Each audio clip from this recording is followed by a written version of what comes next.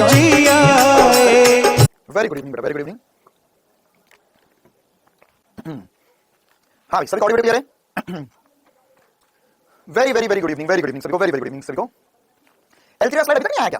उसने मैंने कल ही बोल दिया था, आज सुबह भी बोला था मैंने। हम बढ़िया मस्त मजे में। हाँ भाई क्या हाल चाल सभी के?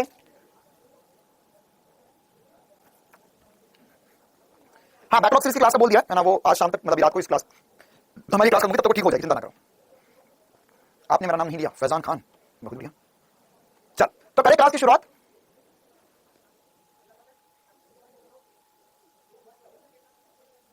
हाँ भाई चलो आगे सभी। ओके तो आज हम करेंगे लेक्चर नंबर 5, धारा का चुंबकीय प्रभाव और चुंबकत्व।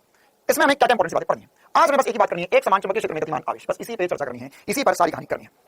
ठीक है चलिए तो करें क्लास की शुरुआत। हाँ भाई very good evening, very good evening सभी को, वेरी गुड इवनिंग। चल ओके लखनऊ की बातें चल रही थी, लखनऊ की बातें मैं आपको बता दूंगा, कल वाले में डिस्कस करते हैं कैसे हो सकता है कि हम लोग क्या करेंगे, आपसे थोड़ी देर मुलाकात हो जाए। चलिए ओके पढ़ाएंगे नहीं पढ़ाएंगे कोई बात नहीं बेटा, वैसे गुस्से में बोल देते पार्सल है ना, पार्सल दिल के अच्छे हैं, चिंता ना करो। हाँ ताड़ी डालो, एक समान चुंबकीय क्षेत्र में, एक समान चुंबकीय क्षेत्र में, चुंबकीय क्षेत्र में गतिमान आवेश। बहुत बड़ी हडिंग और बहुत सारी बातें इसमें डिस्कस करनी है। शुरुआत करें उससे पहले मैं बोल देता हूं है ना, जैसे वो कोई भी सीरियल शुरू होता है ना, उसके पहले बोलता ना कि इस सीरियल में दिखाए गए सभी पात्र एवं घटनाएं काल्पनिक हैं, जिनका प्रत्यक्ष या अप्रत्यक्ष रूप से किसी से कोई भी संबंध नहीं है। यदि किसी प्रकार का जीवित वस्तु के साथ या व्यक्ति के साथ संबंध पाया जाता है तो यह मात्र एक संयोग है। तो वैसे ही बात है कि यहाँ पर अगर आप आगे अलग टॉपिक पढ़ना चाहते हैं, टॉपिक है तो इस टॉपिक का पिछले किसी टॉपिक से किसी प्रकार का कोई संबंध नहीं है, लेकिन किंतु परंतु अपितु इस सवाल में आपको दिखा एक गतिमान आवेश। गतिमान आवेश मतलब ये गति कर रहा है, ये गति कर रहा है। तो अगर यह गतिमान है, ये गति कर रहा है, मतलब गति तो आनी चाहिए, गति आनी चाहिए। मतलब कि वेग क्या होता है, संवेग क्या होती है, गति क्या होता है, ये सब कुछ आपको पता होना चाहिए बस। तो मुझे उम्मीद है कि सबको ये वाली सारी बातें पता होगी। ठीक है चलो तो हम करते हैं शुरुआत और हम इस टॉपिक में हमें क्या क्या पढ़ना है ये देखते हैं। तो जैसे हमने विद्युत क्षेत्र में देखा था, विद्युत क्षेत्र में देखा था अगर हमारे पास कोई भी एक आवेश को हमने विद्युत क्षेत्र में रख दिया तो उस पर विद्युत क्षेत्र बल लगाएगा Q F बराबर QE बल लगाएगा। मतलब ये जो बल होगा, यह बल जो अगर पॉजिटिव आवेश होगा तो विद्युत क्षेत्र की दिशा में लगेगा, यह बल जो होगा वो विद्युत क्षेत्र की दिशा में लगने वाला है। ठीक है तो यह बल क्या करवाएगा, यह बल कण को गति करवाएगा, यह विद्युत क्षेत्र की दिशा में लगेगा और यह वाला बल जो है वो कण को गति करवाएगा। अब इसमें कण गतिमान हो ना हो, रुका हो, चल रहा हो, उससे कोई फर्क नहीं पड़ता, वो बल तो लगेगा ही लगेगा। विद्युत क्षेत्र का बल जो था वो एक तरीके से गुरुत्वीय बल जैसा था। अगर आप पृथ्वी पे खड़े हो तो भी आपको बल लगा, आप गति करो तो भी बल लग रहा है, आप इस दिशा में गति करो तो भी गुरुत्वीय बल नीचे लग रहा है, आप गेंद को ऊपर फेंको तो भी गुरुत्वीय बल नीचे लगेगा, नीचे तो भी गुरुत्वीय बल नीचे लगेगा, गेंद तो भी गुरुत्वीय बल लगेगा। mg। लेकिन यहां पर अब हमें पढ़ना है चुंबकीय क्षेत्र के कारण। तो चुंबकीय क्षेत्र के कारण बल क्या होता है उस पर पहले करते हैं थोड़ी सी चर्चा। मान के चलो कि यहां पर मेरे पास कोई चुंबकीय क्षेत्र है, मेरे पास कोई चुंबकीय क्षेत्र है, तो अब यह चुंबकीय क्षेत्र जो होगा वह इस दिशा में चुंबकीय क्षेत्र है, बी चुंबकीय क्षेत्र इस दिशा में।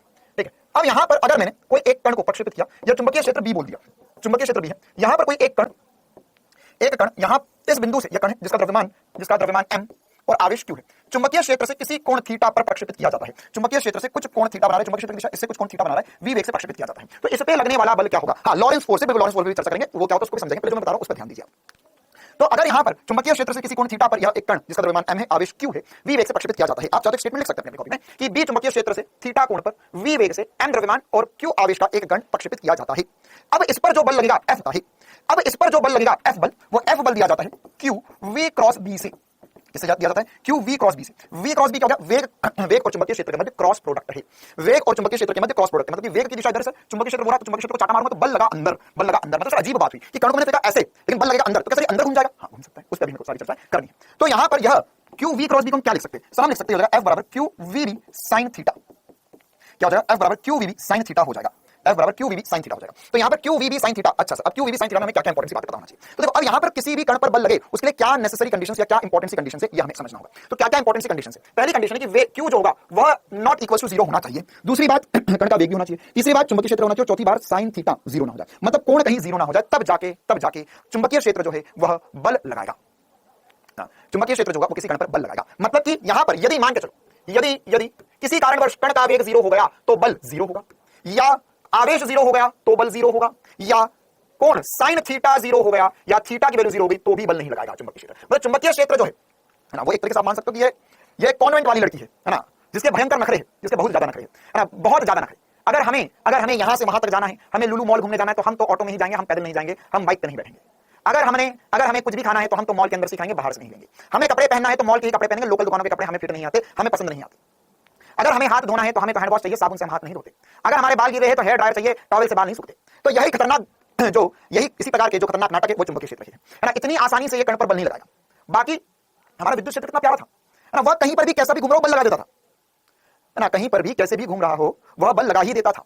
लेकिन यहां ऐसा नहीं होगा, है ना, यहां ऐसा नहीं होगा। यहां पर यह अगर कण के पास वेग नहीं है तो कोई बल नहीं लगाएगा। अगर मान के चलो चुंबकीय क्षेत्र में सवाल बोला कि एक कण को रखा गया चुंबकीय क्षेत्र में तो बोल बस लगा रहेगा, रखा रहेगा, है ना, वह रखा रहेगा, रखा रहेगा, रखा रहेगा, वह उस पर कोई बल नहीं लगाएगा, वो रखा रखा रह जाएगा जिंदगी में। उसके पास आवेश नहीं है तो आवेश नहीं है मतलब क्या हो गया, आवेश नहीं है तो वो न्यूट्रॉन हो गया, तो न्यूट्रॉन पे कभी बल नहीं लगेगा। हाँ सर ये नखरे, तो ये एक नखरा देखो विद्युत क्षेत्र का बस एक ही नखरा था क्या, कि आवेश होना चाहिए बस। तो सर ये वाली बात तो विद्युत क्षेत्र में भी सही थी, लेकिन चुंबकीय क्षेत्र में अगर मान के चलो कण का कोण 0 हो गया, मतलब आपने बोला कि भैया मैं आवेशित कण भी लेकर आऊंगा तेरे लिए, आपने बोला कि हम तेरे लिए आवेशित कण भी लेकर आए, आपने बोला कि यार इसको थोड़ा सा कलर बदल देते हैं, हाँ, आपने बोला कि हम कण भी लेकर आए, आपने बोला आवेशित कण भी लाए, आपने बोला वेग भी दिया, लेकिन अगर मान के चलो आपने उस कण को फेंका तो सही, लेकिन आपने उसे चुंबकीय क्षेत्र की दिशा में फेंक दिया, चुंबकीय क्षेत्र की दिशा में फेंक दिया, इस दिशा में वेग दे दिया, तो यहां पर इस दिशा में वेग देगा तो यह सीधा ही चला जाएगा, इस पे कोई बल नहीं लगेगा, ये सीधा सीधा सीधा सीधा सीधा हमेशा सीधा ही निकल जाएगा वेग से m द्रव्यमान और q आवेश का, इस पर कोई बल लगने वाला नहीं है।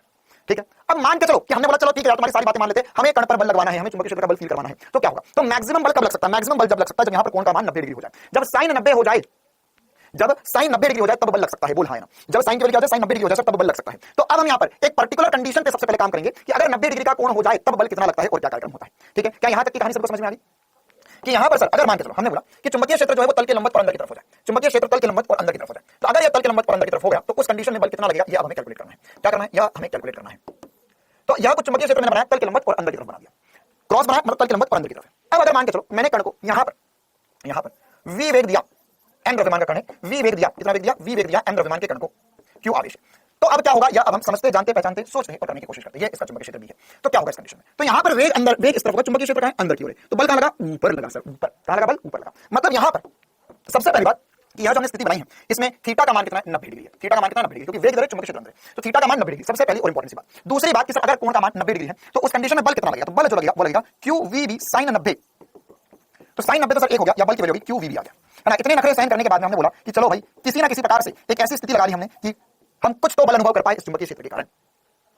तो यहां पर अगर चुंबकीय क्षेत्र के कारण इस पर बल लगा तो बल किस दिशा में लगा, सर अभी हमने देखा कि वेग इधर चुंबकीय क्षेत्र अंदर तो बल लगेगा ऊपर की ओर, तो हमने बोला ओके डन, तो यहां पर डन डन डन हमने बोला बल लगा तो ऊपर, तो बल लगा ऊपर की दिशा में F पर। अच्छा क्या तुम्हें कुछ अनुभव हो पा रहा है कि ये कहां घूमेगा, किस ओर जाएगा, तो सर हमको ये बात समझ में आती है कि अगर यह बल लगा है ऊपर की ओर, वेग इधर तो इसे कहीं इस तरफ जाना चाहिए, इस तरफ इस तरफ घूमना चाहिए इस तरफ। ठीक है, अच्छा ओके सर, अगर इसे इस तरफ घूमना है तो एक और स्थिति पर हम कैलकुलेट करके देखते हैं कि मान के चलो घूमते घूमते कहीं यहां पर पहुंचा होता है, तो अब इस पे वेग इस दिशा में है, तो अब आप चुंबकीय क्षेत्र की दिशा पता है, बल की दिशा बताइए, तो वेग इधर है चुंबकीय क्षेत्र अंदर तो बल इस तरफ है, घुमा घुमा घुमा घुमा यहां पर पहुंचा तो सर वेग इधर चुंबकीय क्षेत्र अंदर बल इस तरफ लगा, कर यहां पहुंचा वेग इधर चुंबकीय क्षेत्र अंदर बल नीचे लगा, और घुमा और घुमा और घुमा और घुमा और घुमा और घुमा यहां आया तो वेग अंदर, वेग नीचे चुंबकीय क्षेत्र अंदर बल इधर लगा, फिर और घुमा वेग इधर चुंबकीय क्षेत्र अंदर बल इधर लगा, यहां पहुंचा वेग इधर चुंबकीय क्षेत्र अंदर बल ऊपर लगा। मतलब क्या हुआ, हाँ मतलब क्या हुआ, मतलब यह हुआ कि सर हर एक स्थिति में जो बल है वो वेग के लंबवत है, हर एक स्थिति में बल जो है वो वेग के लंबवत है। तो बल अगर हर स्थिति में वेग के लंबवत होगा, और होना भी चाहिए, क्यों ना हो भाई, क्यों ना हो लंबवत, क्योंकि यहां पर एक क्रॉस प्रोडक्ट, हमने ये बात आदिकाल पहले से पढ़ी हुई है कि सर यहां पर अगर जब भी क्रॉस प्रोडक्ट आता है तो क्रॉस प्रोडक्ट में जो हमारे पास एक क्रॉस भी करता है तो सी होता है वो एओडी के लंबवत होता है। तो यहां पर वही वाली कहानी होगी कि जो चुंबकीय क्षेत्र होगा, तो विद्युत क्षेत्र का चुंबकीय क्षेत्र के लंबवत अंदर की तरफ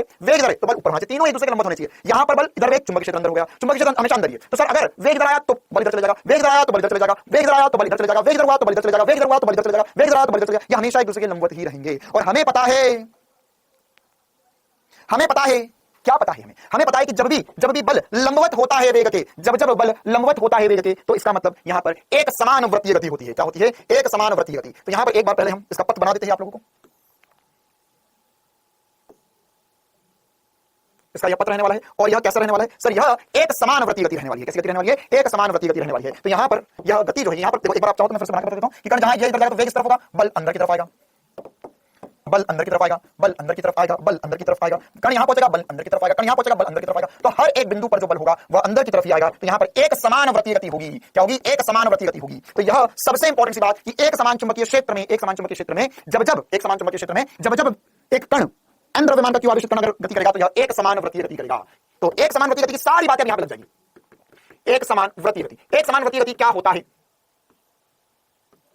एक समान वृत्तीय गति क्या होता है, याद है भैया, एक समान वृत्तीय गति क्या होता है। सर एक समान वृत्तीय गति में हमें पता है कि यहां पर अच्छा जो बल लग रहा है उस बल को क्या बोलेंगे। अब हमारे पास जो हमारा चुंबकीय बल Fb है वो कौन सा बल बन चुका है। सर अब यह हमारे पास जो एक समान वृत्तीय गति हो रही है और इसमें हमारे पास जो बल है जो सदैव केंद्र की ओर लग रहा है, इसे अब हम अभिकेंद्रीय बल बोलेंगे। कौन सा बल बोलेंगे, अभिकेंद्रीय बल बोलेंगे।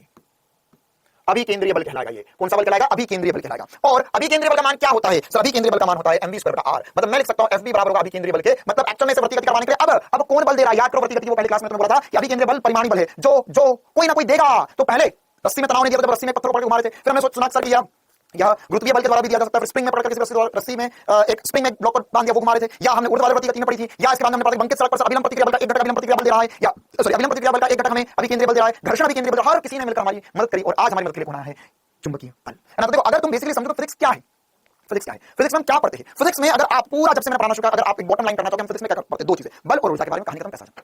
हम हर किसी का एक बल जानना चाहते हैं, उसके बारे में उसकी ऊर्जा के बारे में जानना चाहते हैं, यही मेन मकसद होता है। स्थिर विद्युत में क्या करते हैं? स्थिर विद्युत में दो आवेश, तो दो आवेश के कारण उसमें कितना बल लगा ये जानना चाहिए, उसके कारण उसमें ऊर्जा कितनी ये जानना चाहिए। जब विद्युत धारा बढ़ती, विद्युत धारा में भी क्या पढ़ा कि हमारे पास जो कण गतिमान है वो किस वजह से गतिमान हो रहा है? विद्युत क्षेत्र बल लगा रहा है उन पर, इलेक्ट्रॉन बल लगा है, इस वजह से गतिमान हुआ, विद्युत धारा बनी। फिर उसमें क्या पढ़ा कि धारा जब प्रवाहित होती है तो इसमें शक्ति में हानि क्या होती है? इसकी पावर पड़ी। फिर हम पढ़ रहे चुंबकीय क्षेत्र वाला, चुंबकीय क्षेत्र में भी हमने सबसे पहले देखा कि हमारे पास गतिमान आवेश कारण चुंबकीय क्षेत्र क्या होता है। अब चुंबकीय क्षेत्र में हमारे पास कण है तो उसके कारण उसमें बल कितना लगेगा। तो पूरा फिजिक्स बल और ऊर्जा के ऊपर ही टिका हुआ है, दो ही बातें, ठीक है। चलिए तो अब हम आगे बढ़ते हैं। अब यहाँ पे चुंबकीय क्षेत्र जो होगा वो क्या होगा? चुंबकीय बल होगा क्यू वी हो जाएगा और ये हो जाएगा mv स्क्वायर बटे में r। तो एक v से एक v कट गया, तो यहां से मैं इसकी त्रिज्या का मान निकाल सकता हूं, ये हो जाएगा mv बटे में qv। ये फॉर्मूला आपको आधी नींद में भी याद होना चाहिए। mv बटे में qv इसकी त्रिज्या होती है, जब भी यह कण एक समान गति कर रहा है तो इसकी त्रिज्या mv बटे में qv होगी, क्योंकि mv बटे में qv हो। अच्छा, अब इसकी त्रिज्या पर और भी चर्चा करें उससे पहले हम इसको एक और एंगल देकर खत्म कर देते हैं। एक समान गति में आप लोगों को क्या कुछ बातें याद है? एक समान गति में क्या क्या होता था? एक समान गति में क्या क्या होता था? सर एक समान गति में हमें अच्छे से याद है कि यह एक समान गति कर रहा है, यह कण भले ही खुश है आज अपनी जिंदगी में कि इसे वह चुंबकीय क्षेत्र बल लगा रहा है जो बहुत नखरे वाला था, और यह कण ने इस चुंबकीय क्षेत्र को पटा लिया कि भाई अब तू भी हम पर बल लगा, हम भी मौज करेंगे। लेकिन असल में कण मौज नहीं कर रहा है, मजे तो चुंबकीय क्षेत्र ही ले रहा है फिर भी। क्यों? क्योंकि सर इसके नखरे ही इतने थे, अगर उठा भी लिए तो मजे लिए बगैर मानेगा नहीं, क्योंकि ये क्या कर रहा है? ये बस इसे गोल गोल नचा रहा है, बस इसे गोल गोल नचा रहा है, उसका कुछ नहीं कर रहा है। हमें पता है सर ये इसे गोल गोल घुमा रहा है, इसकी चाल नियत होगी, इसकी चाल में कोई परिवर्तन नहीं है। उसका वाह भाई वाह मजे हो रहे हैं, मैं जिंदगी में गोल गोल घूम रहा है, नहीं गोल गोल नहीं घूम रहा, इसका कोई कार्य नहीं हो रहा, इसका नेट कार्य या कार्य जो होगा वह शून्य हो रहा है। इसलिए लग रहा है कि इसको बहुत मजा दिया जा रहा है, नहीं कोई मजा नहीं दिया जा रहा है, इसके मजे लिए जा रहे हैं असल में, है ना। कभी-कभी ऐसा लगता है कि अरे हाँ मेरे बहुत मजा आ रहा है, नहीं मजे दूसरों को आ रहे हैं तुम्हें देखकर। तो यहाँ पर इसका कार्य से कोई कार्य नहीं बन पा रहा है, बस ये गोल गोल घूम रहा है, नेट कार्य शून्य होगा। इसकी ऊर्जा में भी कोई परिवर्तन नहीं आ रहा है, गतिज ऊर्जा में परिवर्तन क्या होगा? शून्य होगा, या गतिज ऊर्जा में परिवर्तन शून्य होगा। अच्छा, नियत की जगह शून्य लिख देता हूं, कार्य शून्य होगा और गतिज ऊर्जा में परिवर्तन भी शून्य होगा। साथ ही साथ इसमें गतिज ऊर्जा, अगर केवल गतिज ऊर्जा बोलेंगे तो नियत होगी, ठीक है। बस एक ही चीज बदल रही है जो है अदिश, है ना। याद करो ये सब कुछ मैंने आपको जब एक समान गति बताई थी तब ये सारी बातें बताई थी। क्या एक समान गति में चाल नियत होती है, कार्य शून्य होता है, गति ऊर्जा में परिवर्तन शून्य होता है, गति ऊर्जा नियत होती है। लेकिन अगर मैं बात करूं संवेग की या वेग की, तो वेग जो है वह बदल रहा है। वेग, संवेग, ये कैसे अनियत है? क्यों अनियत है सर जी? ये दोनों अनियत क्यों है? क्योंकि इनकी दिशा बदल रही है, बस और कुछ नहीं हो रहा है, दिशा बदल रही है। क्या हो रहा है? दिशा बदलती है, दिशा बदल रही है इसलिए वो बदल रहे, वरना परिमाण तो उनका भी नहीं बदल रहा है। पावर, बिल्कुल सही बात। एक बालक के लिए जोरदार तालियां हो जाए, नाम क्या है इसका? महेंद्र के लिए बहुत जोरदार तालियां हो जाए। यहां पर गतिज ऊर्जा भी शून्य, उसकी पावर भी जो होगी, पावर भी जीरो होगी।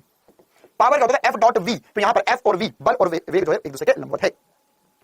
अच्छा भी, तो सर इसने तो मुझे गोल गोल घुमा दिया, बस मेरे तो मजे ले लिए। अब तुझे क्या करना? वो चुंबकीय क्षेत्र के आपस का मामला है, हम तो इनका कंक्लूजन निकालते हैं। R बराबर होता है mv बटे में qv। हम चाहे तो इसे क्या क्या लिख सकते हैं? और सर हम चाहे तो इसका एक फॉर्मूला बना सकते हैं, R बराबर p बटे में qv, मतलब संवेग बटे में qv हो सकता है। mv को qv लिख दिया, अरे mv को p लिख दिया, p बटे में qv हो गया। अच्छा, अगला फॉर्मूला मैं चाहूं तो लिख सकता हूं जैसे √2m ke लिख सकता हूं बटे में qv, ठीक है। मैं चाहूं तो इसे ऐसा भी लिख सकता हूं, R बराबर होगा √2m into ev बटे में qv। अच्छा, e या qv लिखना चाहिए मुझे यहाँ पर, बटे में qv। ये तीनों क्या बनाए मैंने? mv की जगह p बटे में qv लिख दिया, हां सर ये तो मुझे समझ में आया। ये लिखा संवेग की जगह √2m into गतिज ऊर्जा लिख दिया, ये भी मुझे समझ में आया, बहुत बढ़िया बात। लेकिन ये क्या कर दिया सर आपने? ये क्या कर दिया? यहां पर जो गतिज ऊर्जा थी, तो गतिज ऊर्जा को क्या मैं लिख सकता हूं? गतिज ऊर्जा कहां से आई होगी? तो कोई कण के पास जैसे है, यहां पर वेग के पास कहां से आया होगा? पहले से कहीं से लेकर आया होगा, तो कहीं से यह v विभव से त्वरित हुआ होगा। किससे त्वरित हुआ होगा? v विभव और q आवेश। याद करो ऊर्जा में परिवर्तन क्या लिखते हैं कण के लिए? q into q, या हमने स्थितिज ऊर्जा में परिवर्तन जो होता है वो किसके बराबर लिखा था? गतिज ऊर्जा में। और स्थितिज ऊर्जा में परिवर्तन क्या होता है? q into v होता है। तो ये q into v लिखेंगे हम, क्या लिखेंगे यहाँ पे? q into v हमारा सही जवाब होगा। क्लियर है मामला? तो यह कुछ इंपॉर्टेंट सी बातें हैं जो हमें पता होनी चाहिए। अच्छा सर, अच्छा एक और छोटी सी बात, क्या मैं यहाँ पर ऐसा लिख सकता हूँ? ये एक q से q काट दूं मैं, तो ये r बराबर हो जाएगा √2m v बटे में रूट क्यू है, ये नीचे रूट क्यू बचेगा और 1/b, b पर रूट नहीं आएगा। ये भी हम कर सकते हैं, अरे बोल राजा बोल, आया तुझे समझ में?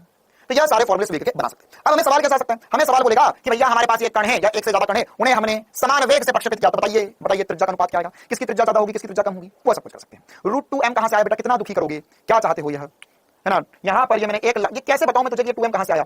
यह संवेग का सूत्र होता है बेटा √2 के √2।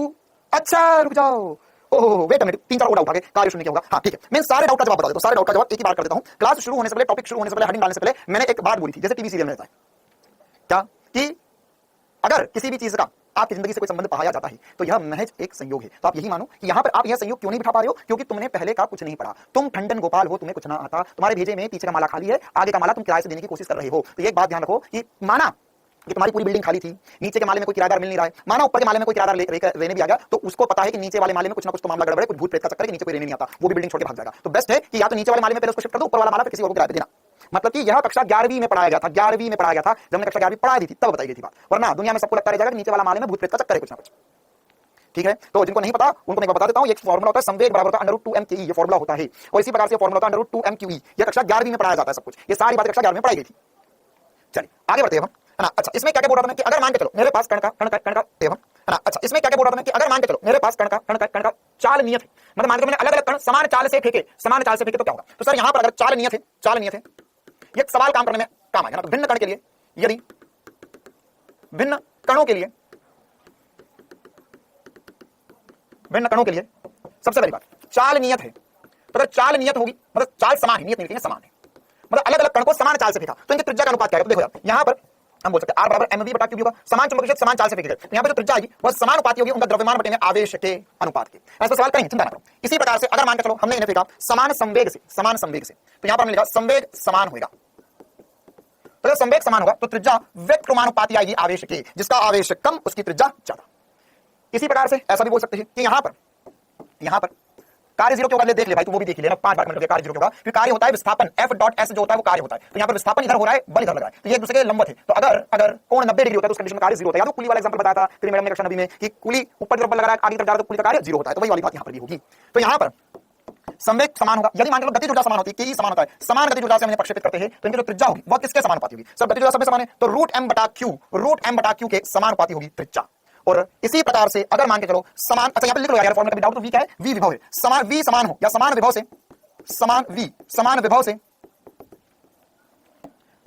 से त्वरित करते हैं, तो क्या होगा कंडीशन में सर यहां पर विभव समान है, चुंबकीय क्षेत्र समान, तो हम लिखेंगे r समानुपाती हो जाएगा √m बटे में q के समानुपाती होगा। ठीक है, तो यह कुछ इंपॉर्टेंट सी बातें हैं जो हमें पता होनी चाहिए। इसी प्रकार से अब इसके अलावा और क्या बातें हो सकती है ना, इसके अलावा हमें इसमें पहले थ्योरी वाला पोर्शन कंप्लीट कर देता हूं, फिर हम क्वेश्चंस की तरफ जाएंगे। इसमें आप ये पूछ सकता है कि अगर यार आपके पास ये जो कण है वह अलग अलग चाल से, या मान के एक ही कण जो है उसको हमने v चाल से फेंका, तो यहां पर अगर मैं इसमें और तेज कण को फेंकूंगा तो क्या इसकी त्रिज्या बढ़ जाएगी। बिल्कुल सर, जितना तेज कण फेंका जाएगा उतनी ज्यादा त्रिज्या होगी, मतलब कि अगर मान के चलो यहां पे मेरे पास चुंबकीय क्षेत्र है तो जितना तेज कण फेंकूंगा मैं, मान के चलो मैंने यहां पर पहला वाला कण फेंका जिसका पथ जो है वो मैं बना रहा हूं, तो ये पहला वाला कण फेंका, इसका पथ चुटकुस है, मैंने धीमे फेंका इसे, कैसा फेंका सर, धीमे फेंका इस कण को। मान के चलो इसके अलावा मैं एक और कण फेंका जिसको और तेज फेंका, वो उसी बिंदु से एक्जैक्टली इसी बिंदु से फेंका मैं, तो क्या होगा सर इसकी चाल जो है वह बढ़ जाएगी, मान के चलो तीसरा कण भी फेंका एक्जैक्ट उसी बिंदु से और तेज फेंका तो उसकी चाल और बढ़ जाएगी। तो सर चाल बढ़ने से क्या होता है, चाल बढ़ने से त्रिज्या बढ़ जाती है, चाल बढ़ने से क्या होता है बालक, त्रिज्या बढ़ जाती है गुरुजी, त्रिज्या बढ़ जाती है। तो इस सबसे हम क्या समझे, इस सबसे ये समझे कि अगर मैंने मान के चलो 3 कण फेंके तो 3 कण फेंके मैंने यहां से मैंने 3 कण फेंके, तो पहला जगह और तो इन सब का आवर्तकाल क्या लिख सकता हूं मैं, अब मैं चर्चा करना चाह रहा हूं आवर्तकाल पे। तो कण का आवर्तकाल क्या होता है, t बराबर होता है 2πr बटे में v, क्या होता है 2πr बटे में v, मैं कैपिटल आर लिखता हूं, अब कैपिटल आर लिखता है बुरा ना मान जाइए कहीं, तो 2πr बटे में v होता है। अच्छा r क्या होता है सर, r बराबर होता है mv बटे में qv, या आप चाहो तो इस फॉर्मूले को ऐसा लिख सकते हो, r बराबर होता है mv बटे में qv, या v नीचे आ जाएगा तो r बटे में v बराबर होगा m बटे में qv। तो मैं चाहूं तो इस फॉर्मूले में वैल्यू उठा के रख दूं, तो यहां से मैं क्या बोल सकता हूं प्यारे, मैं बोल सकता हूं कि सर t का मान जो है बटे में qv, या v नीचे आ जाएगा तो r बटे में v बराबर होगा m बटे में qv। तो मैं चाहूं तो इस फॉर्मूले में वैल्यू उठा के रख दूं, तो यहां से मैं क्या बोल सकता हूं प्यारे, मैं बोल सकता हूं कि सर t का मान जो है 2π into m बटे में qv। अच्छा सर 2π into m बटे में qv, t क्या है, आवर्तकाल है।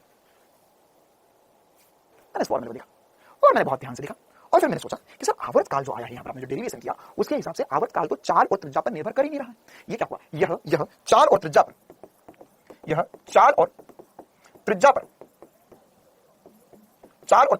निर्भर नहीं करता, चाल और त्रिज्या पर निर्भर नहीं करता। हाँ सर, मतलब कि अगर मैं किसी कण को बहुत तेज फेंक रहा हूं तो उसकी त्रिज्या ज्यादा होगी, और तेज फेंकूंगा त्रिज्या और ज्यादा होगी, और तेज फेंकूंगा उसकी त्रिज्या और ज्यादा होगी, लेकिन इन सब का आवर्तकाल समान आएगा। इसका कहने का मतलब क्या है कि अगर मैं कण को तेज फेंक रहा हूं तो उसकी त्रिज्या ज्यादा होगी लेकिन आवर्तकाल समान होगा। सर समझ नहीं आ रहा, ऐसा समझ, मैंने यहाँ पे 3 गोलियां रखी, इनको आवेश दिया, इनको फायर कर, एक को धीरे, एक को तेज, एक और तेज, तो तीनों जाएंगे अलग अलग पथ पर, ये छोटा पथ लेगी, बड़ा लेगी, और बड़ा लेगी, लेकिन तीनों समान समय पर यहां पर आएगी। क्यों, क्योंकि उनका आवर्तकाल सेम है, मतलब यहां पर आधा चक्कर भी कंप्लीट करेगी तो तीनों समान पर होगी, एक चौथाई में भी तीनों एक चौथाई पर होगी, तो पूरा चक्कर कंप्लीट करेगी तो भी समान साथ में आएंगी, मतलब ये जाएंगे वही। मतलब आपने अगर ये कभी कुछ ऐसे वीडियोस वगैरह रहते हैं, साइंस के वीडियो रहते हैं, उसमें करके भी बताते हैं कि अगर हमने एक कण को फेंका तो उसमें अगर हमने अलग अलग वेग दिया, भले ही त्रिज्या अलग अलग है, वेग अलग अलग, लेकिन सब साथ में जाएंगे, साथ में साथ में जाएंगे, साथ में साथ में जाएंगे, साथ में हमेशा साथ ही चलेंगे, हमेशा साथ ही चलेंगे। क्यों? क्योंकि इनका आवर्तकाल जो है वो चाल और त्रिज्या पर निर्भर नहीं करता। जितना तेज फेंकोगे उतना लंबा चलेगा। मान के मेरे पास तीन कण है ना, इसे कण नंबर 1 बोलते हैं, कण नंबर 2, कण नंबर 3। तो मुझे पता है चाल जो है ना, चाल तीसरे वाले की ज्यादा, दूसरे वाले की कम है, पहले वाले की सबसे कम है। त्रिज्या भी जो होगी वो तीसरे वाले की सबसे ज्यादा होगी। सर तीसरा वाला सबसे दूर घूम रहा है, तो त्रिज्या ज्यादा, उससे कम दूसरे वाले की, सबसे कम पहले वाले की। लेकिन साथ में जाएंगे, साथ में जाएंगे, क्योंकि इसमें जो फॉर्मूला बना टी का वह चाल और त्रिज्या पर निर्भर नहीं करता। अच्छा, अब अगर ये बात चमकती है तो और क्या हो सकता है? सर यहां पर टी बराबर हम लिख रहे 2 पाई m बटा क्यूब, तो और क्या हो सकता है? सर यहां पर टी बराबर हम लिख रहे 2 पाई m बटा क्यूब। ठीक है, अब वैसे पूछते तो नहीं यार इतना डिटेल में, इतना वैसे इस पर आज के आगे कोई सवाल नहीं आने, मैं फिर मैं एक दो फॉर्मूला डिराइव कर देता हूं आपको, क्योंकि कक्षा 11वीं आप कक्षा 11वीं जो पढ़ चुके उनके लिए हमें पता है टी बराबर होता है 2 पाई बटा ओमेगा। क्या होता है? 2 पाई बटा ओमेगा। तो यहां से मैं अगर कंपेयर करूं तो क्या मैं ओमेगा का मान या कोणीय चाल या गोल गोल घूम रहा है, तो कोणीय चाल जो ओमेगा होगी इसकी वो होगी क्यूबी बटे में m। क्या होगी? क्यूबी बटे में m। ये पूछा जा सकता है कि अगर हमारे पास कण है तो उसकी कोणीय चाल क्या होगी, तो कोणीय चाल जो होगी उसकी क्यूबी बटे में m होगी। मतलब कि यहां पर क्या हुआ है, यहां पर अगर मेरे पास यहां पर कोई कण है तो उसमें अगर मैंने बोला कि सर t बराबर 2 पाई बटा ओमेगा है, तो ओमेगा की वैल्यू क्यूबी बटे में m, उल्टा ना ओमेगा 1 बटा ओमेगा। तो यह सारी बातें हमें थोड़ी थोड़ी समझ में आनी चाहिए। अच्छा, अब इस पर सवाल कैसे आ सकते हैं? तो देखिए कुछ सवाल कर लेते हैं ताकि हमें चीजें और बेहतर तरीके से समझ में आएगी, और उसके बाद में इस पर और भी छोटे छोटे कंसेप्ट जो हमें डिस्कस करना होंगे। चलो भाई, तो पहला सवाल हमारे सामने, मैं सवाल देखो, और उसके बाद में इस पर और भी छोटे छोटे कंसेप्ट जो हमें डिस्कस करना होंगे। चलो भाई, तो पहला सवाल हमारे सामने, मैं सवाल देखो, सारे सवाल जो इसमें होंगे मैं सिर्फ पापा सवाल करवाऊंगा आपको, एक के अंदर बहुत सारे सवाल रहेंगे ना, तो उससे हम चीजें और समझ पाएंगे, सीख पाएंगे। अच्छा, अब बताओ यहां पर क्या हो रहा है? ओमेगा नियत होगा। हाँ बिल्कुल सही बात, ऐसा उल्टा भी सोच सकते हैं।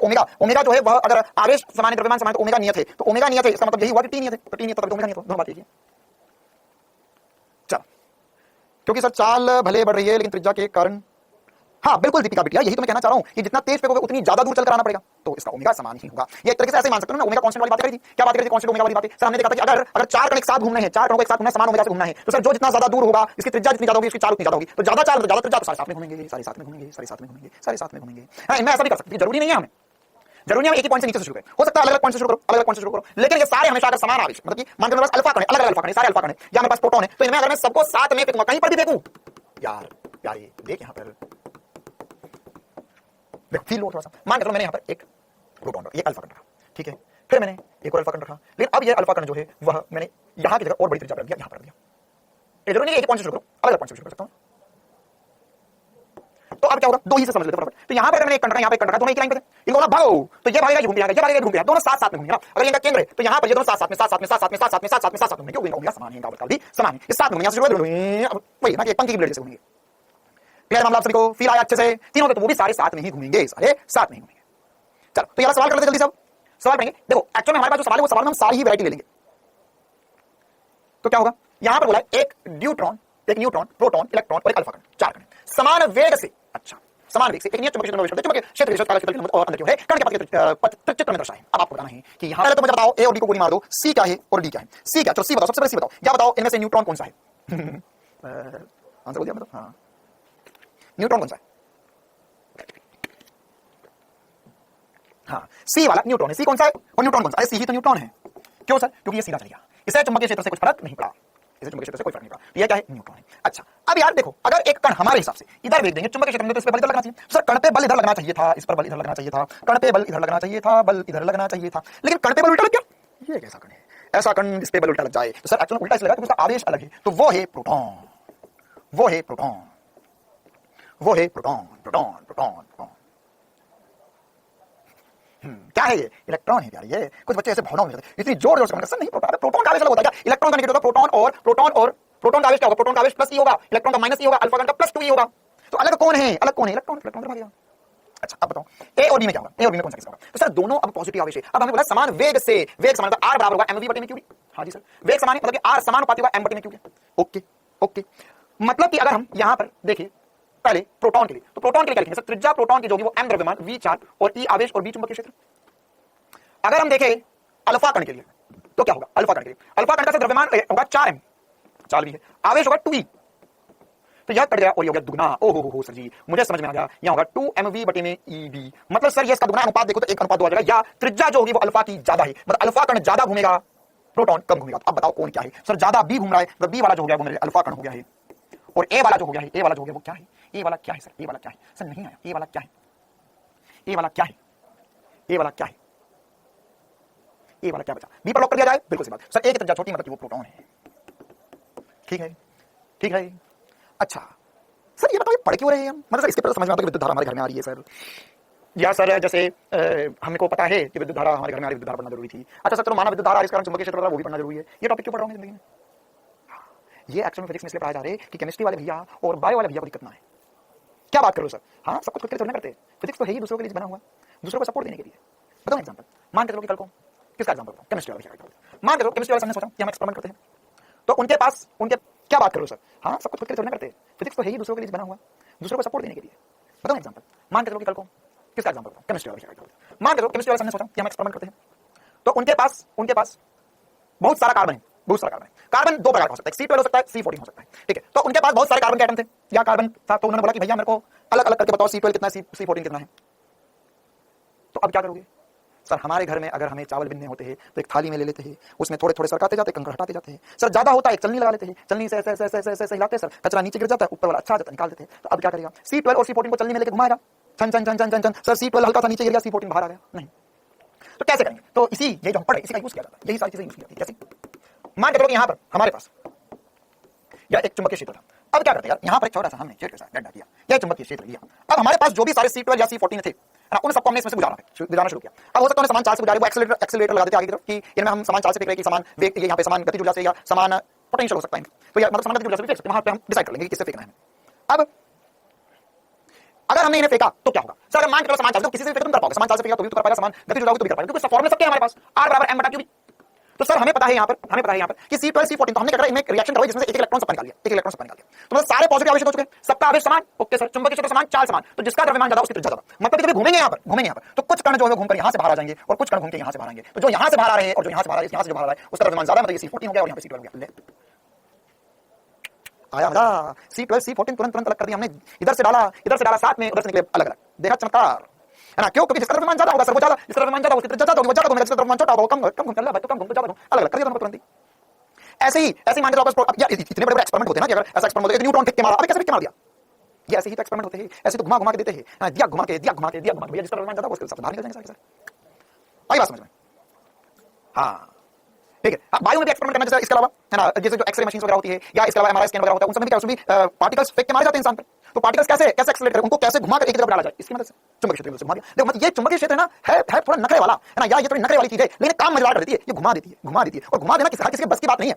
आपको लग रहा होगा कि भैया ये तो सर ये तो अभी एक बच्चे बोल रहे थे सर ये तो प्राइवेट स्कूल वाली है, ये तो कॉन्वेंट स्कूल वाली है, तो ये है भले ही, लेकिन ऐसा कर पाना भी हर किसी की बस की बात नहीं है। हर कोई थोड़ा पूरा घुमा देगा और घुमाने के बाद भी अलग अलग कर दे कि किसकी औकात कितनी है, यही दिखा दे। हाँ तो यही तो अल्फा कण होगा, गामा रेडिएशन होता है, गामा कण नहीं होता, ठीक है। तो अल्फा बीटा ये या फिर प्रोटॉन न्यूट्रॉन सब अलग कर सकते हो, फेंको इसमें सब पता चलेगा, घूम भागेंगे। हाँ इसकी बात अलग है, ये सबसे अलग है। इसी प्रकार से एक सवाल करते हैं, ये पापा सवाल, इसके अंदर हमें सब कुछ मिल जाएगा। इसके मतलब ये जो पार्ट है, मतलब जो सवाल करूंगा इसके बहुत सारे पार्ट और बहुत सारे जगह पे कुछ ना कुछ पूछा जा सकता है। देखो क्वेश्चन में क्या बोला है, क्वेश्चन में बोला है कि तीन आवेश प्रोटॉन, न्यूट्रॉन तथा अल्फा कण समरूप है, तीन है, एक बार लिख लेते नाम लिख लेते भैया, क्या नाम लगा तीन है सर। एक है प्रोटॉन जिसका द्रव्यमान m, आवेश e बोल दिया।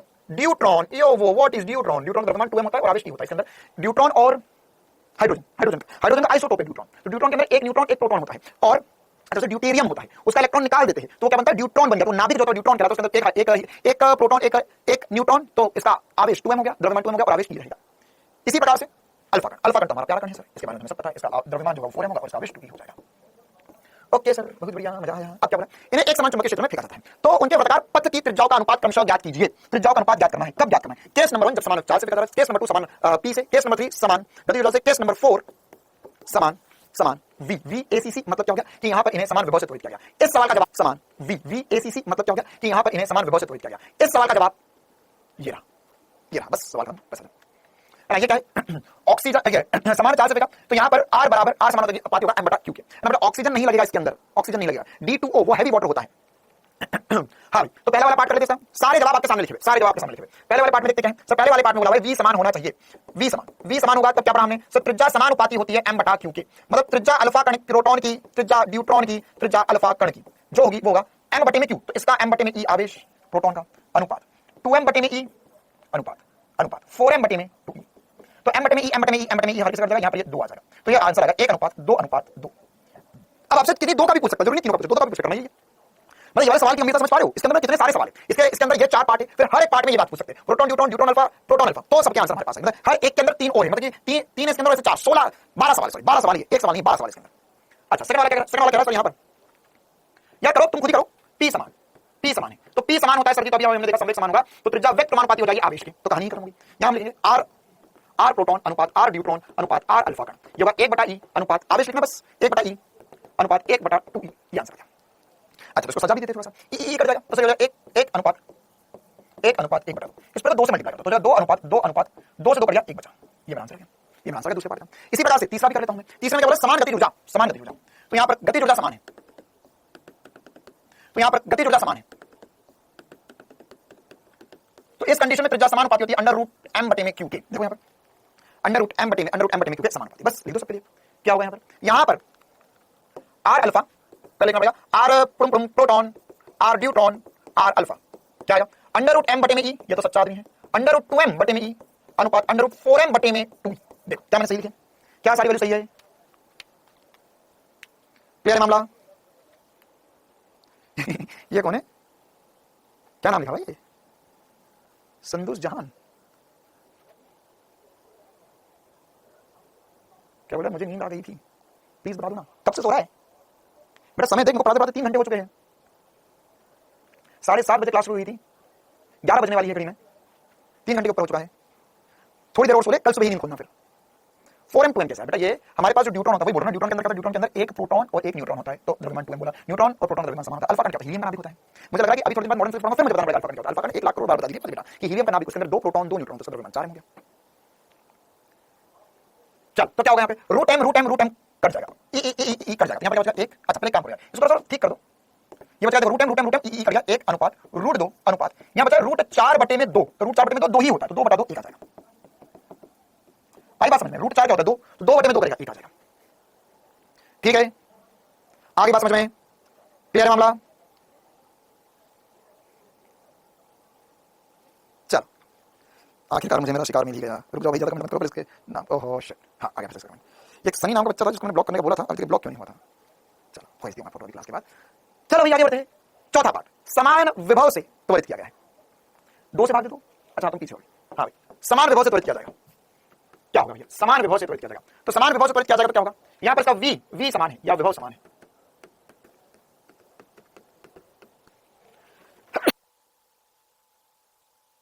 हाँ भाई, तो यहां पर क्या होगा आंसर? क्या होगा आंसर? इस कंडीशन में हम क्या लिख सकते हैं? हम लिखेंगे सर इसकी त्रिज्या जो होगी वो किसके समानुपाती होगी? त्रिज्या समानुपाती हो जाएगी। यहां पर ये v कांस्टेंट, तो अभी हमने देखा अंडर रूट, ये √m/√q के समानुपाती हो जाएगी।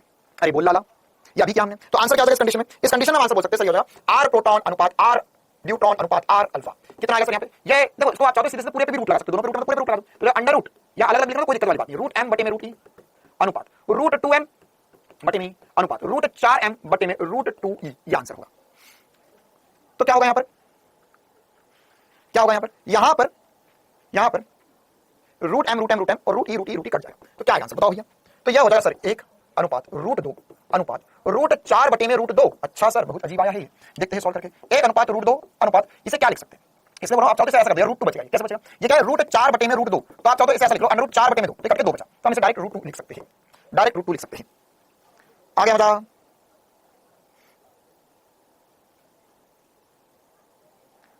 ठीक है मामला? पूरा का पूरा सवाल सभी को समझ में, इसमें कुछ नहीं था, बस सॉल्व करना था, और आपको यहां पर ये जो वैल्यूज है इनका यूज करना है, फॉर्मूला आपको बता दिया, कहानी खत्म। चल आगे बढ़े, हाँ भाई आगे बढ़े, आगे बढ़े, चल आगे बढ़े, हाँ भाई आगे बढ़े, आगे बढ़े।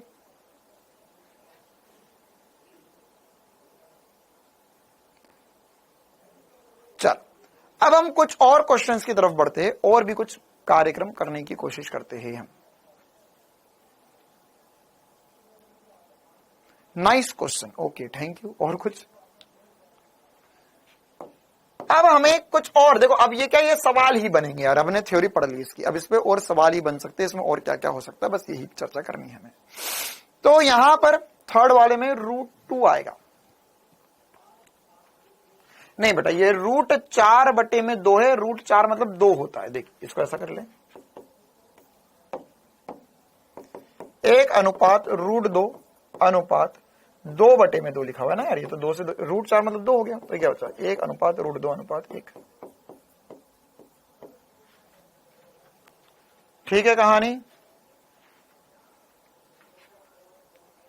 बातें पूछ सकते हैं हमसे।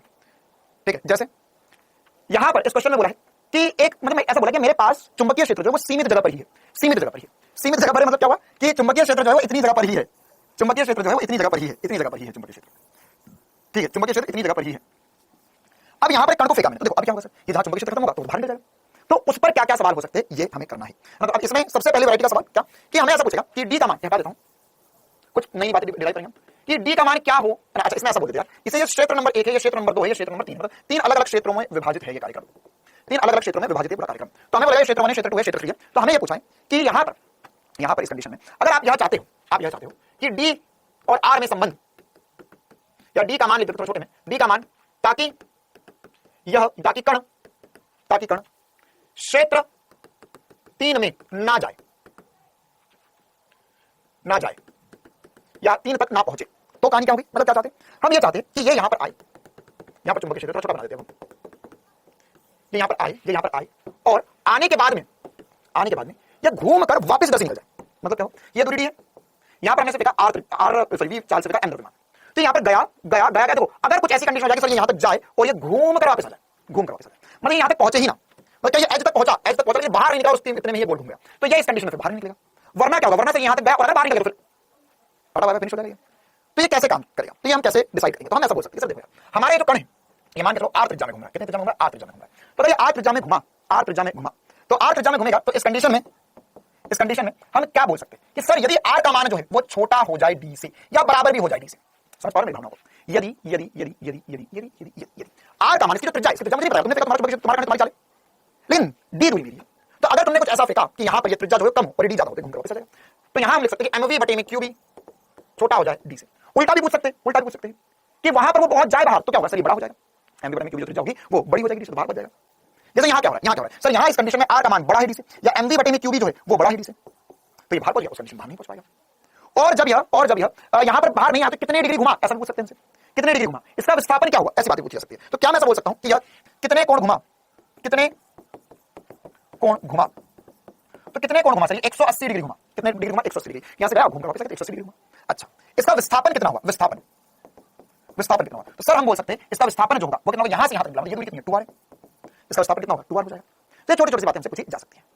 इसी कंडीशन में फर्स्ट वाले में पूछ सकते हैं। अच्छा, कोई मुझे बता सकता है, बस एक छोटी सी बात, मेरे दिल को तसल्ली मिल जाए, आज रात को नींद ढंग से आ जाए, ये 10 मीटर पर सेकंड से अगर मैंने यहां पर फेंका, यहां पर भी वही बात पूछूंगा, यहां भी मैंने 10 मीटर पर सेकंड से फेंका, तो यह जब बाहर आएगा इधर से, और जब ये बाहर आएगा इधर से, मान के चलिए मैंने बोला ये कंडीशन नंबर फर्स्ट है, ये कंडीशन नंबर सेकंड है, तो दोनों कंडीशन में जिस चाल से बाहर आएगा, पहला सवाल वो एक समान होगी या अलग अलग होगी, दोनों ही कंडीशन में जब बाहर आएगा तो चाल जो होगी वो समान होगी या अलग अलग होगी। सबसे पहली बात पूछ रहा हूं कि चाल जो होगी वो समान होगी या अलग होगी, ये बताओ, चाल जो होगी वो समान होगी या अलग अलग होगी,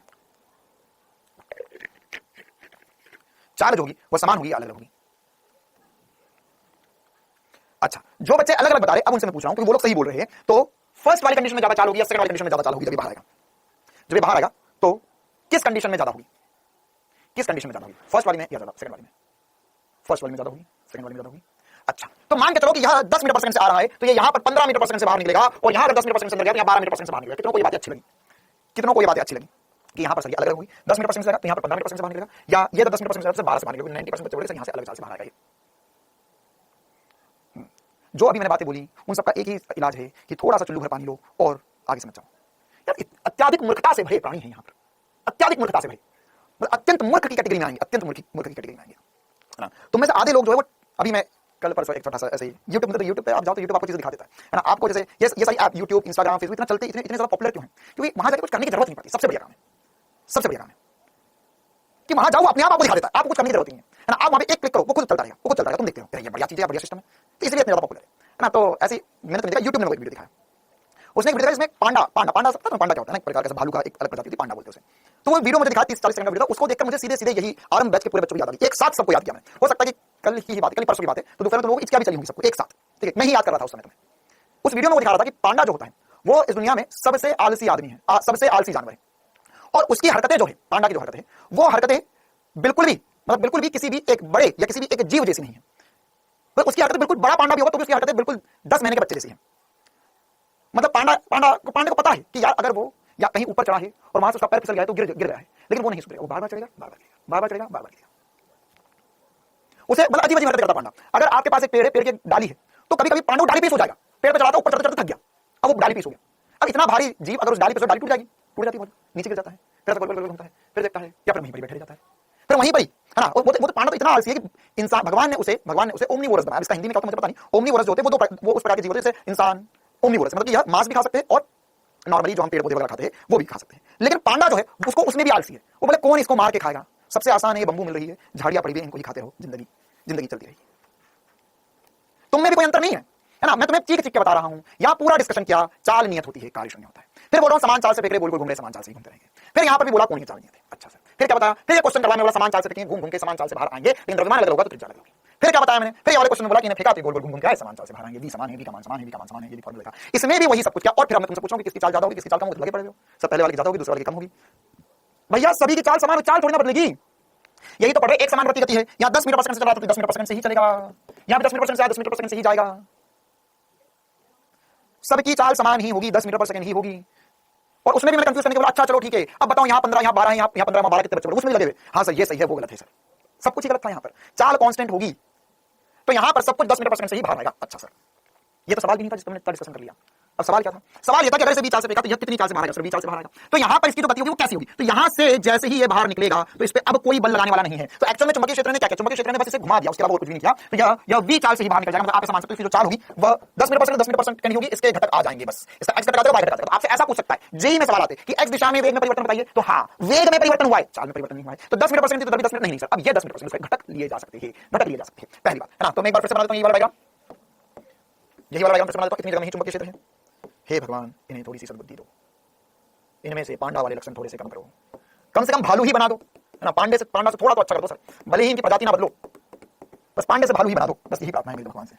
तो यहां पर ये कण जो था वह 20 चाल से अंदर घुसा, ये यहां पर बाहर निकला। तो जब बाहर निकला तो यहां पर ये कैसे निकलेगा, स्पर्श रेखीय रूप से बाहर निकलेगा, स्ट्रेट लाइन में चले जाएगा। वहां से क्यों चले जाएगा, क्यों चले जाएगा, क्योंकि अब इस पे कोई बल लगाने वाला नहीं बचा है। तो यहां पर बाहर निकलने के बाद कुछ इंपॉर्टेंट पॉइंट्स लिखते जाएगा साथ साथ में। बाहर निकलने के बाद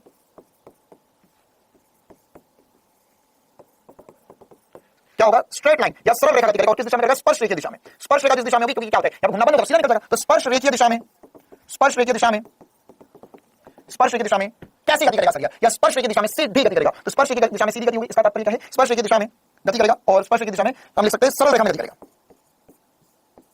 रेखा में और सरल रेखा में गति होगी। ठीक है, ओके सर।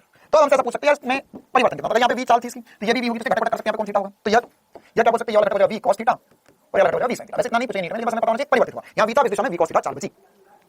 अच्छा, अब इसी प्रकार से हमसे पूछ सकते हैं यार ये d दूरी चला तो उसका y दिशा में विस्थापन कितना हुआ, ये वाला विस्थापन कितना हुआ, ये वाला विस्थापन कितना हुआ, ये वाला विस्थापन कितना हुआ। मतलब यहाँ पर ये इस अगर तुम इससे समझना तो इस डायग्राम में से, तो ये वाला विस्थापन आपको पता करना है, ये y विस्थापन कितना हुआ।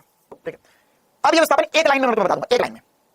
ध्यान सुनना बस मेरी बात को, क्या हो रहा है यार। यह अगर आप एक तरीके से देखें तो जब हमने ऊर्ध्वाधर वृत्तीय गति पढ़ी थी, बिल्कुल शालिनी सिंह, बहुत ही बढ़िया बढ़िया। तो यह एक सिंपल पेंडुलम जैसा यहां पर था, ये यहां पर चल गया।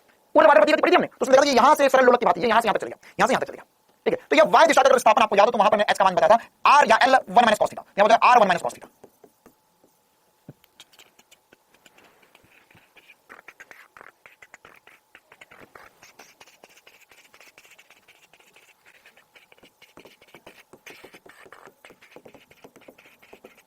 ये मैं ईमानदारी से बोल रहा हूं, है ना। लोग बोलते हैं हम मंदिर में झूठ नहीं बोलते, हम मस्जिद में झूठ नहीं बोलते, हम हमारे हाथ में गीता होती है, गीता पे हाथ रख के कसम खाइए, आप जो कहेंगे सत्य कहेंगे, सत्य के सिवा कुछ नहीं कहेंगे। सर हम जब कुरान को देखते हैं, हम नमाज पढ़ते तब उसके बाद में हम झूठ नहीं बोलते हैं। मैं सच्ची बोल रहा हूं पूरी ईमानदारी से, है ना, क्योंकि मेरे लिए गीता, भगवत गीता, रामायण, कुरान, बाइबल सब यही है, ये बोल है, बस यही मेरा धर्म है ना। अगर मैं 10 दिन तक या 15 दिन तक 1 महीने तक मंदिर ना जाऊं तो मुझे ऐसा नहीं लगेगा मैं भगवान से दूर हो रहा हूं। लेकिन मैं यहाँ पे आके क्लास ले लेता हूं, तुम्हें पढ़ा लेता हूं, तो मुझे लगता है कि हाँ आज मैंने अपना कर्म कर दिया, क्योंकि कर्म ही धर्म है। तो बोर्ड के सामने खड़े होकर मैं बिल्कुल सच्ची बात बोल रहा हूं कि अभी ये जो सब कुछ मैंने पढ़ाया, अभी ये जो सब कुछ मैंने पढ़ाया, इस सब में अगर आपने कक्षा 11वीं पढ़ाते वक्त थोड़ा भी ध्यान दिया हो और थोड़ा भी रिवीजन किया हो, तो ये पूरा टॉपिक जो है वो आपके लिए बिल्कुल मक्खन होना चाहिए, बिल्कुल मक्खन। मतलब इसमें अगर मैं आपको स्टार्टिंग में आके ये वाला फॉर्मूला बता दूं बस, ठीक है, तो इसके अलावा और कोई नई बात नहीं आपकी आज की क्लास में, कोई नई बात नहीं आज के लिए। मतलब एक तरीके से आज मैंने रिवीजन करवाया, तुम ऐसा समझ सकते हो। ठीक है, आज मैंने तुम्हें रिवीजन करवाया और कुछ नहीं करवाया, बस है ना। रोज रोज अगरबत्ती लगाने से, दिया लगाने से, है ना, यार रोज आप जिस जो भी कर रहे हो भगवान के लिए वो सब करने से मन को शांति मिलती है। तो वही मन की शांति मुझे पढ़ाकर मिलती है और आपको पढ़कर मिलना चाहिए, है ना। कर्म करने से मन खुश होना चाहिए, और कर्म अगर सच्चे होंगे तो मन तो खुश होगा ही होगा। तो बस उसी मन खुश या उसी खुश मिजाजी से मैं बोल रहा हूं आपको, भैया जो मैंने आपको पढ़ाया वो सब कुछ जो था वो पुराना रिवीजन था और कुछ नहीं था आज नया।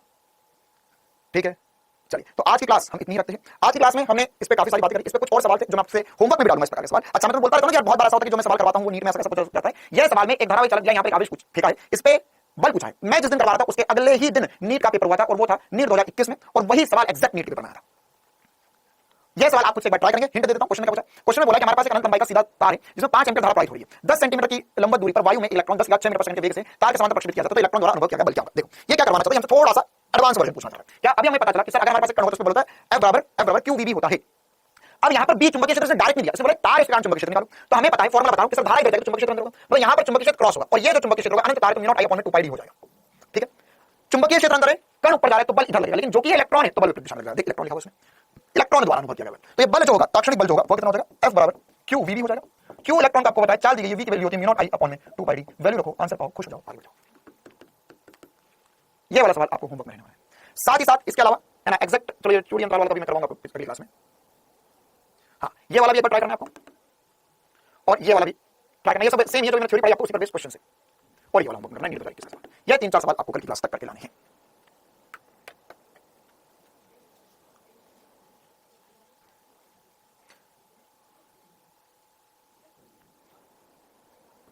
हाँ, कर्म अगर तेरे अच्छे हो तो किस्मत तेरी दासी। अरे नीचे चले गया, किस बच्चे ने कमेंट किया था ये बच्चे ने बहुत प्यारी लाइन लिखी थी अभी। हाँ लेक्चर नंबर 3 के स्लाइड में फिर से बोल दूंगा। हाँ, कर्म अगर तेरे अच्छे हो तो किस्मत तेरी दासी।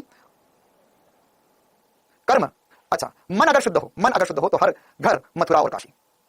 बहुत ही बढ़िया।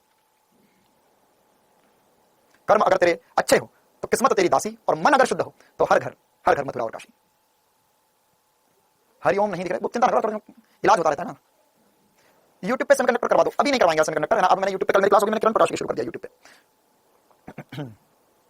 चलिए तो कल की क्लास में हम इसमें आगे बढ़ेंगे, मतलब इस चैप्टर का मेन पोर्शन जो हम कल खत्म कर देंगे। हमें अब धारावाहिक चालक अगर भाई चुंबकीय क्षेत्र में रखा तो उस पर कितना बल लगता है उस पर कैलकुलेशन करना, कल वही मेन टॉपिक रहने वाला हमारा। और बस परसों की क्लास में, कल शुक्रवार है ना तो शनिवार के दिन हम क्लास करेंगे, थोड़ा बहुत पढ़ेंगे। ठीक है, शनिवार दिन हो सकता है हम क्लास थोड़ी जल्दी कर लेंगे, मतलब मैं पहले क्लास रखूंगा, और सोमवार के दिन आपको इस पे होमवर्क के क्वेश्चन और एक्स्ट्रा क्वेश्चन प्रैक्टिस करवा दूंगा, फिर हम मंगलवार से नया चैप्टर शुरू कर देंगे। चलिए तो जितना बड़ा एक बार वैसे करना, मिलते हैं कल क्लास में। Thank you, tata, bye bye.